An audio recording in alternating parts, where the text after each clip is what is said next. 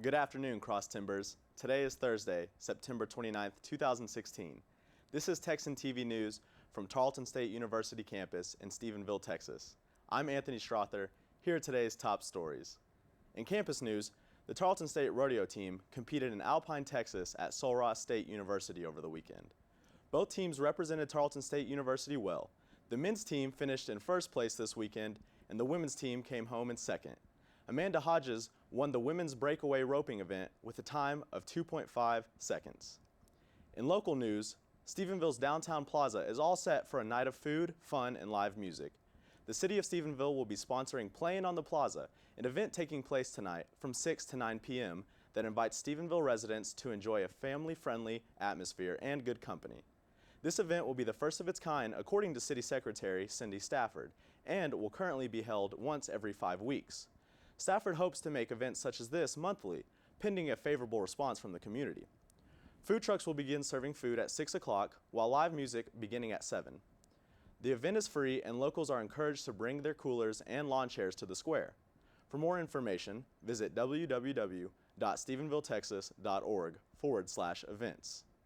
And now, today's Texas, national, and international news from the Associated Press. In state news, Muhammad has filed a defamation lawsuit on behalf of his 14-year-old son, Ahmed Muhammad. The lawsuit is against conservative commentator Glenn Beck and Texas Major after he was arrested. The arrest was made after Muhammad brought a homemade clock to the Dallas area school to his son. Muhammad filed a lawsuit against the two for false allegations, portraying the family as terrorists. Muhammad is seeking a retraction, a jury trial, and unspecified damages related to comments following his son's arrest in September of 2015.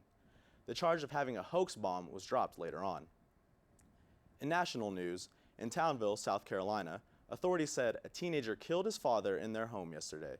The teenager then opened fire in a nearby elementary school, wounding 2 students and a teacher.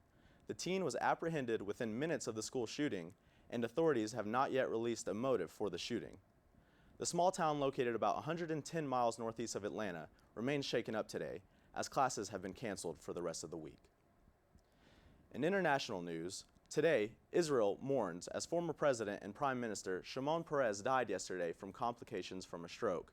Peres is celebrated around the world as a Nobel Prize-winning visionary who pushed his country toward peace during a 7-decade career.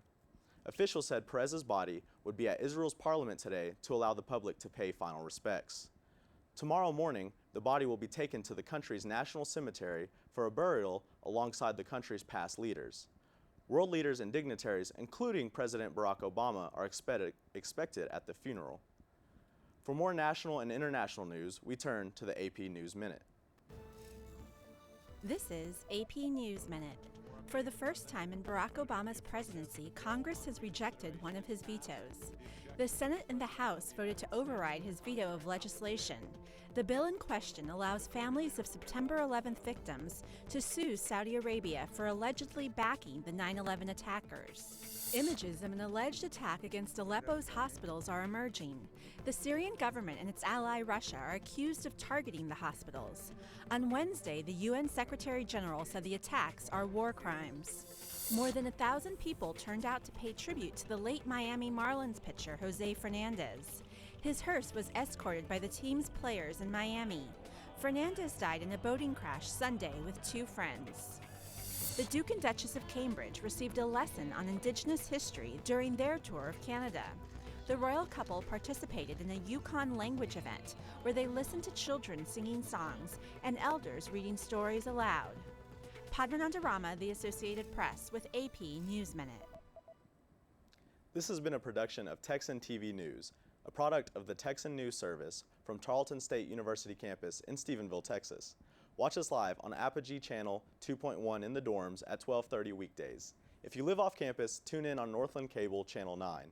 You can follow the Texan News Service on Facebook and Twitter, and check out our website at www.texannews.net for all of your latest local, state, national, and international news. Today's broadcast was produced by Jenna McCall, Ariel Steele, Morgan Nichols, and Jace Fry. I'm Anthony Strother. Have a wonderful day, Texans.